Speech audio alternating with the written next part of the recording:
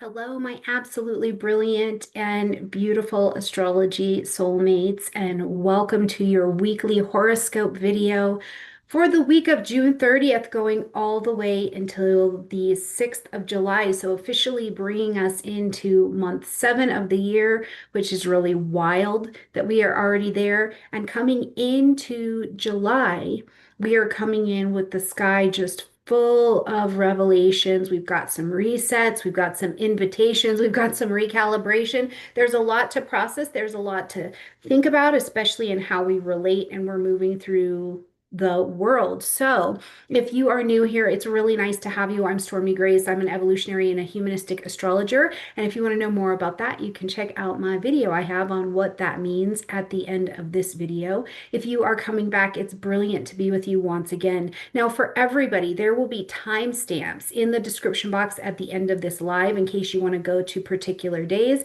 You can just click down there and check it out. For those of you who are ready to come back to softness, the Venus Reset program is still here. It's still open for you. I would be thrilled to have you in that particular course and space with us, and you can join us and come back to soft. Come back to home. We're really learning that we don't need to do more. We're coming into regulation, and the planet that helps us come at that with some harmony is Venus. So we have a chance to reset together. That's in the description box down below as well. And for those of you who are ready to absolutely create your content, finally grow your business. You have a message, even if it's not astrological, to share, but you don't know how to ease into this digital revolution. I invite you to join me in August for my live YouTube Breakthrough Challenge. It's open for enrollment. We start August 2nd. We are going to go for 6 Saturdays, so you have a week in between each class to practice the skill that I'm going to hand to you. It's an absolutely powerful way to come into the digital revolution. And the way that I talk and I teach about it is the way that I use it, where it's not about gaining all of the influence and all of the followers. I'm going to show you how to build it to actually help the people you're meant to help, and how to also turn it into a financial resource in your own life. So if that's you, you are ready for it, I would invite you to join us coming up here in August, okay? All of that's in the description box down below. And of course, if you're new or you haven't grabbed the free Unlocking Astrology Guide, you can do that at stormiegrace.com. Everything in the description box down below.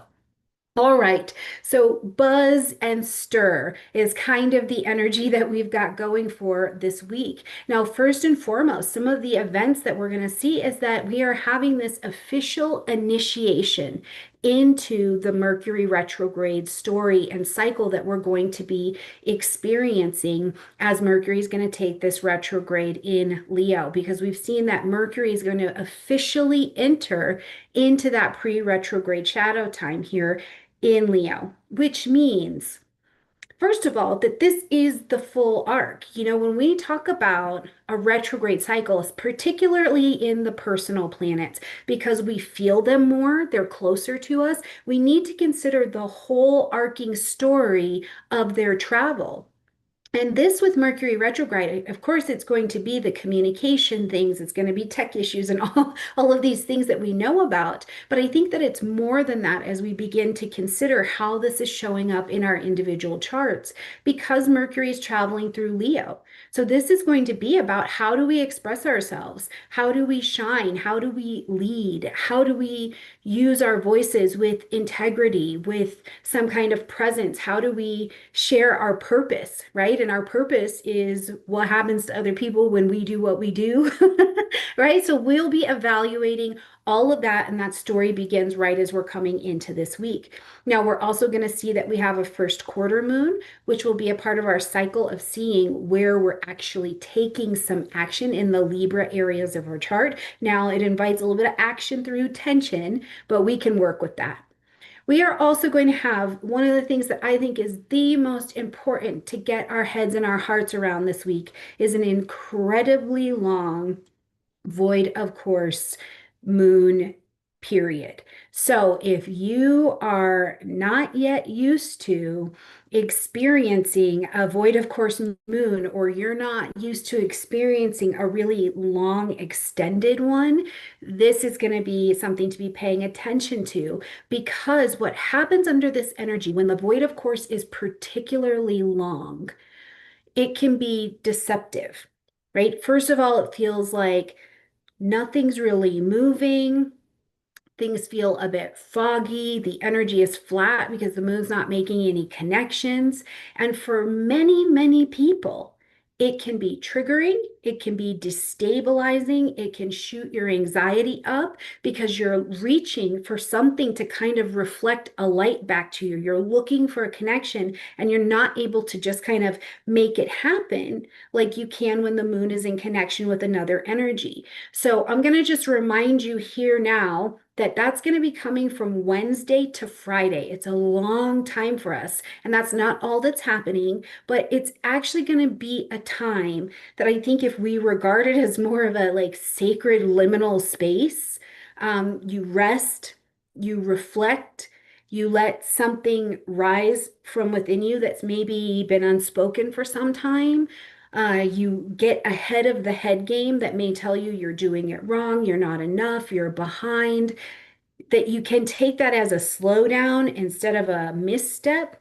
This is going to be a better way to use those particular days. Now, that's not all that's happening this week. We'll see that Venus comes into a conjunction with Uranus before they both get ready to move to different signs, right? They're going to both hop the train and get over here into this Gemini energy. We'll see Neptune go retrograde, and then we'll also see that as Venus comes first into that Gemini energy, it's going to make sextiles with both Saturn and Neptune. Neptune, of course, going retrograde. So we have plenty to go on and to work with this week. And I promise you, if you are feeling all of this energy in your body, you have full permission and support to come back to the soft, come home to yourself, come home. And I, again, would love to see you in the Venus Reset program. So let's jump in and look at what is going on for us this week. And hello to everyone who is joining us live today. I love being here and having some live time with you. If you are coming in and watching live, or you're watching on your phone, just hit the like button if you don't mind. It really helps to trigger the algorithm and tell the rest of our friends that something's going on over here. We're gathering, having a conversation. Okay, so coming in on Monday, we are first and foremost experiencing that vibration of Mercury moving into the position of its pre-retrograde shadow time. Now, this is going to be happening for us at 4 degrees and 15 minutes of Leo. So please make sure that you have your own particular natal chart, solar return, progressed, whatever chart you're looking at, definitely the natal chart, to see where the position of 4 degrees and 15 minutes of Leo and 15 degrees and 34 minutes of Leo. What house does that land in for you? Because this is going to be the entirety of the Mercury retrograde story. But as the energy is coming in on Monday, we might start to pay a little bit more attention to themes that begin to present themselves that will actually work on inside of that retrograde. So pay attention here on Monday. Maybe take a little journal or make a mental note for yourself of what's being said, what feels like it's unsaid, right? Because this is going to be the setup for a communication and a mindset story that you're going to work on from now going all the way through August. And we're going to go through the end of August to get through the full Mercury retrograde cycle as it leaves that post retrograde shadow time. So, on Monday, let me say this to you. We're going to have the moon coming in on Monday in the vibration of Virgo. Okay, so we're coming in a lot more earthy. It's a lot more grounded in its energy. It's a place where, first of all, we need to be mindful that it can supercharge a bit the nervous system as well. Virgo is a mutable energy, so we get a little bit more into the space where we can be more aware of our emotional worries, but also emotionally, it can sharpen our systems and our senses, right? You can be more aware coming in on Monday of, oh, what is happening for me? Why are my shoulders coming up? What are my internal structures feeling like? Why does my gut feel that way when I'm having this conversation? Because Virgo is our sign of discernment, it's refinement, it's precision. And when we bring the moon into this space, we're going to also early in the day be connecting that moon with Mars, who's in Virgo. And now we may be feeling this pull towards action. I need to take action on what these feelings are, what the systems are that feel more sharpened, right? So, Monday, something to pay attention to is that you may also feel a sense of like, I need to fix this. I need to correct this. I love the word optimize. I feel like that's just such a digital revolution word. We need to optimize things like crazy today. So you might be in optimization mode as we're traveling here on Monday, but it is worth noting that Mars brings in drive. It just brings in drive. So it can manifest in a way where you're feeling a lot more irritation or being hypercritical of yourself or other people. You're over analyzing a situation, right? You're not being really mindful. Your mind is full, but it's coming from an emotional place. So if you feel this urge on Monday as it's coming up, right? Remember, this Mercury pre-shadow retrograde is coming up too. So I want to say some things. If you're feeling this strong urge on Monday that it's like, I need to correct someone, I'm going to correct their behavior because I know what they should be doing. I know how to do it better.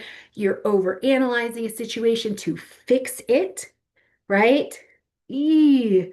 Something might feel out of place, and you might feel like, well, I just want to help. I want to help this person. I want to help this situation be the best that it can be. Let me encourage you that if they did not ask for help or ask for your opinion, this might be a day on Monday where you're having to go, well, hold on a minute.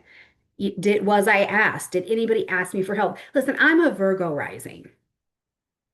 I spent a lot of time having to clean up relationships because of my mouth, right? Because I want to be helpful to people. It'll be helpful if they know a little bit better. Maybe not unless they ask me. Okay, so this aspect can set the tone here on Monday. We've got a set of aspects that are setting the tone to be a bit more intense, but also a bit more focused in what we're going to do for the week. I would invite us all to take the energy as an incredibly productive time. Channel it properly, right? On Monday, if you need to get your life together, it's a great day for organizing your space, cleaning out those inboxes, cleaning out boxes if you've got boxes going on, writing, editing, tending to anything that needs a little finessing. This is going to be great.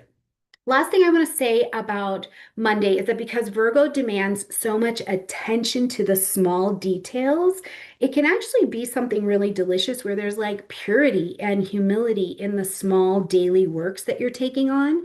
Especially emotionally, since this is the moon, you can feel really fulfilled, right? Where it's like, yeah, no, maybe I haven't done this big goal over here, but I've taken a small step in my daily being that really makes me feel like I ate well today. I ate in a way that shows that I love myself. I moved in a way that is showing that I care for myself. But it will also be bringing our attention to health, right? Themes of health could absolutely be coming up for you. And that's not just the physical and mental health that you're living in, but the health of a daily routine. Is your daily routine one that is of service to you? If you are needing to pay a lot more attention to the way your body reacts, to your daily routine? Are you feeling more wired? Are you feeling more anxious? Are you feeling more nervous? Like it might be time to slow down and come back to your Virgo space, your gut, your digestion. I mean, literally or figuratively, right? Connect with what you're consuming and how you're processing it, whether that's food, media, emotions, people, whatever it is. It's a lot of energy pumping in here on Monday, but I think it can be used for a lot of good. All right, hi, other people who have come in. It's brilliant to see you. Okay, let's move into Tuesday. So on Tuesday, we're going to see that we're going to start to have this journey of some void of course energy. Okay, we're going to get busy. We're going to get busy moving with that. So one of the things to first of all be paying a little bit of attention to as we get here into Tuesday is going to be, first of all, what did you learn or what came up with for you on Monday? Right? That's going to be really important because that is going to travel with us for a fair amount of the day on Tuesday. So you want to kind of be grounded into that. But as we get a bit later in the day, into the afternoon, 4:47 p.m., and this is going to be Eastern time so that you can weigh that against your own clock and your own schedule, the moon is going to come into this really nice supportive Earth trine with Uranus that's over in Taurus. So before it heads into void, of course, the last aspect it makes, the way I like to talk about that is that's what we can carry into the void, of course, and work with. So we're not just hanging out in a void, of course, like, free floating, because the free float is so scary. It can be so scary because, again, we don't have a big reflection. So what this encourages us to do, first of all, is to innovate, right? Come to a place of not only innovative thinking, but allow maybe innovation to a bit of your emotional response. Let it come a little bit lighter today. If Monday felt heavy, I do think that Tuesday can begin to bring a little bit of relief, right? Like maybe you're feeling like, okay, I've seen some things and I'm able to solve a problem that's kind of been nagging me, or you have some kind of creative or emotional breakthrough. Or, sometimes what it feels like is you're kind of stumbling along in the dark, trying not to hit your pinky toe. Like you don't want to stub your toe.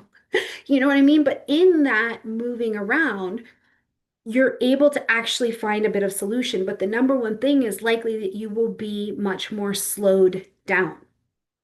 But then we actually hit the void of course time, and this is long. This is long. We're going to be in this for days. So we want to be prepared for that, right? Excuse me, we're not going to be in our long one yet. We're going to hit our long one on Wednesday. So right here, enjoy the short one. Enjoy the short one, beautiful friends. We're going to have a short one before we hit Libra. Okay. So we're going to have a short void, of course. This one's going to go from 4:47 p.m. till 5:17 p.m. Eastern time. Nice and short. Short but important. Remember, void of course periods tell us that the universe is kind and we have an opportunity to arrest. Now, I would avoid initiating any big conversation, especially things related to your relationship. Instead, use this as the time to exhale. Now, 5:57 p.m., that moon gets into Libra. Okay, we get a bit more diplomatic. We can move. We've got fairness. We've got diplomacy at our fingertips. We can hear and process the perspectives of other people. It's an ideal evening for talking. Talk it out, work it out, think it out, feel it out, offer some kind of gesture of kindness, whatever it is, our relation capacity really goes up. Now, Wednesday, before we get to our super duper massive long void of course time, we are going to be having this brilliant experience of getting to have the first quarter moon. Okay, first quarter moon energy is brilliant because, first of all, it reminds us we're not out here working and wandering um, aimlessly. Aimlessly. We're not moving and having our beings aimlessly. We are consistently working on something. right? We're consistently working on something. So in our first quarter moon energy, first of all, it's going to be at 11 degrees of Libra. So again, please make sure that you are locating that 11 degrees of Libra on your particular chart. What house is that? What planets, points, angles do you have in that particular space? Because this is going to help you see where you've been working on something. Okay, now, what have you been working on? This is where we need to go back to October 2nd of 2024 because we had a new moon solar eclipse at just 10 degrees of Libra. So we put in motion, we plant those seeds of intention to begin something new, a new cycle, but we've needed to kind of wait to see how this is going to unfold and percolate. What is this going to be when it's grown up? Is that kind of vibration? And now, as we're coming to this first quarter energy, this is where we're going to start to actually take action on what came up from the garden, from that newness. And it's a lot clearer. We have a clearer direction on what we're doing here. Now, something to consider is that, and I talk about this whether it's your progressed first quarter lunar phase or it's the lunar phase we're experiencing in the month. When we get to the first quarter time, the type of action that we need to take in order to embody and bring in and live out what we brought at that new moon time, it can create a space where people, places, and things begin to fall out of our lives very quickly, right? Like it just kind of blows your eyelashes back because it's like, in order for me to have this thing, to be in the right action with this thing, I have to take on some actions that are different. At times here, we can feel like people are relationships, people get resistant. They get resistant to our change. Like, why are you changing? Why are you doing this different? Why are you going at this? And so that resistance also puts us in a position, right, where we're going, why don't you want me to change? Like, if this direction is better for me or is what I'm actually focused on calling in, why would you want me to stay the same? So the first quarter energy has a little bit of piss and vinegar to it. It does, where you're kind of willing in a very like Libra diplomatic way to give a little bit of middle finger, like maybe even internally in a nice way, to the obstacles that are standing in the way of your path. But the thing I think to also take with you and remember as you look back in this cycle of what you're building, because you're not moving aimlessly, is first quarter energy has the chutzpah in order to move forward and overtake the obstacle, in order to have the plan, the project, the vision come to life. So while it can be an energy that's a bit stressful, remember, it is in Libra. It's Venusian ruled. So you're innovative, you're motivated, you're a bit more diplomatic. And if somebody is saying something to you, you might be a little bit more, you might be a bit more Venusian in having a gracious, no, thank you, I'm still going this direction kind of energy. Okay. Now, as the day advances and we get done with this first quarter energy, now we're officially entering into our very long void of course moon period. But before we go into that, the sun is in a square to, the moon is in a square to the Cancer sun. So what does that bring in for us to our attention? First of all, again, it's bringing this transition for us under tension. There's a fair amount of tension that is happening here because you may go into this void of course moon energy feeling like I need to do something. I have to do something, but what do I do? Right? And it's going to be cardinal. I don't know where to start. I don't know how to initiate that conversation. So the doingness of this void of course energy will be a theme that we are going to carry all the way until Friday. So I just want to remind you again, please be kind with yourself. Please be kind with yourself as you are going through this void of course moon period. It can really kick in a head game. Man, the head game that can get going here is absolutely insane. And the stories of not enoughness and this kind of thing around it can really get going. So come back to soft, come back to rest. You are not behind, but the things that you are seeing, allow them to definitely allow them to go on ahead and rise to the surface. Okay. Now, this energy is going to carry us much through Thursday, very much so through Thursday. So, not only have you in the void, of course, but now you've had this first quarter energy, and people are kind of going, what are you doing? Why are you doing that? And you're like, listen, I am trying to be as diplomatic as is deliciously possible while I'm being held in this position before the moon's going to jump itself into Scorpio. But remember, we do have the Libra conditions to help us at this particular time. Okay, then we're going to get over here into the fourth, and there's plenty, plenty, plenty, plenty, plenty, if I didn't say it, going on for us on the 4th. So let's start at the beginning of the day. So first and foremost, one of the big moves that we're going to see as we're coming in on the 4th is that we are still going to be in this vibration of ending the void of course moon period. Okay, the moon is going to shift into the vibration of Scorpio at 5:34 a.m. Again, that's Eastern time, so weighing that against New York time so that you can do it in your own clock. So this has all been, listen. This will have been like what, almost 40 hours, a full work week worth of the moon out of communication with other planets. The clarity has been more watery. It has not, it has been a bit more adrift, right? But now the moon is going to pop forward out of that void, of course, into the vibration of Scorpio. And so, first of all, it breaks that void energy and it brings the return of emotions. Like it literally like can turn them back up, and it's emotional depth, it's emotional intensity, which isn't good or bad. But the Scorpio moon, after all of this time in reflection, is going to ask, what's real? What needs to transform? Right? What do I feel? What needs to transform? So that's going to be a lot of energy for us to be moving with. And we may be a bit sensitive. We've been on the downturn. We've been on the downtime for a while. So just be mindful of your attitude and your engagement with other people as you're experiencing that here on Friday, right? So, and of course, it's Independence Day in the United States. So there you go. There's that. Okay.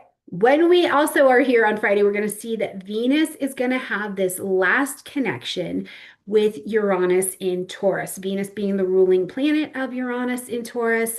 So this is an aspect as they meet for this conjunction that, first of all, it's like you can have a sudden thing come. But the moon is in a Martian ruled energy that we started the week with that Mars being in square with our emotions. So I'm telling you, by the time we get to this point in the week, if it hasn't already happened, this connection with Venus and Uranus, yes, it can bring a curveball that comes to you romantically or financially. But for some of you, it's this flash of inspiration where you're like, I'm not working at this job anymore.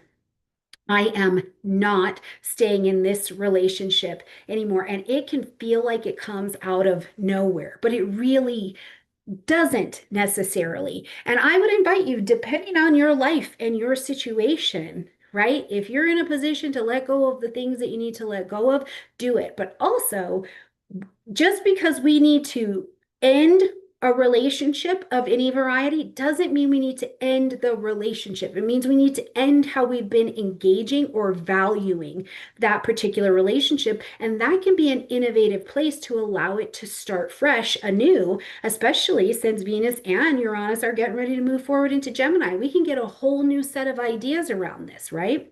Now, for some of you as well, I'm curious, and please let me know in the comment section down below as the week goes on. It can be that the financial curveball that comes to you is that you'd been working on something before. And it was like, I'm not sure if this is going to work or work out. And it like comes back and it's to your benefit. Like right now, it actually has a financial value with it. So please let me know as this week is going on if this is you. What is going to be your experience with that? I'm very, very curious. Hi, friends who are just coming in with us. We are coming here. We're still doing Friday.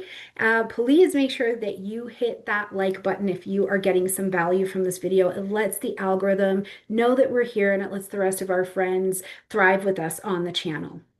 Okay, continuing on. Now we've got Venus moving out of the space of Taurus, so coming out of domicile and moving into the vibration of Gemini, going all the way until the end of July. Okay, but as Venus is shifting, it's going to shift our collective language, right? Our love language becomes curiosity. Our love language now becomes playfulness, becomes conversational.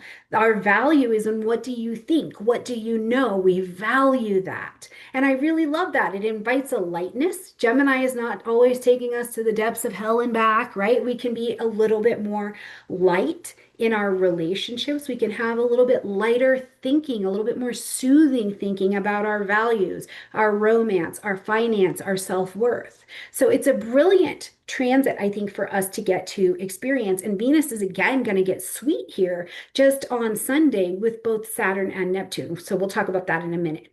But Neptune is also turning retrograde at 2 degrees and 11 minutes of Aries. Grab your chart. What does that light up for you? For me, this is going to be Neptune turning retrograde right on top of my Venus, within orb of my Venus. So what does that look like for you? So as Neptune steps into this retrograde, we are going to be confronted with the place where things so far have not been, I think, exactly real. We haven't had the most clarity around their realness, right? Like we want to step forward into these things. We've been visioning it. We've had a vision for it. But as we've stepped forward from that bridge of the Pisces place where we've been creating it in the ether, and trying to live it now, in reality, our plan needs a course correction a little bit. So we also, I think we can see where it's like, no, my vision is correct, but I maybe don't have all the things in place yet. So I've kind of been deceiving myself, or I've been deceiving other people in some way, and I need to update this vision.